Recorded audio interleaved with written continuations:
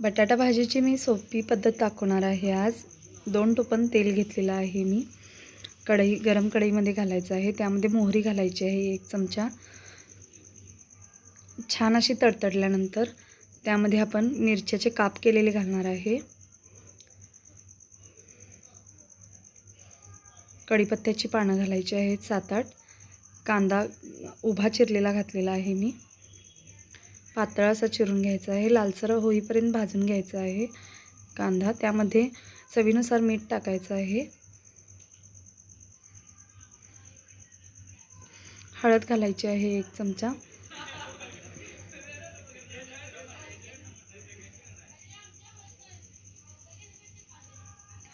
त्यामध्ये आता आपण शिजवलेल्या बटाट्याचे काप घालणार आहे।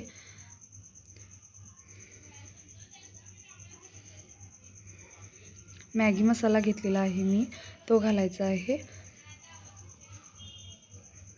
छान असं परतवून घेतल्यानंतर ते आपण 5 ते 7 मिनिटं झाकून ठेवायचं आहे मंद आचेवर। भाजी तयार आहे।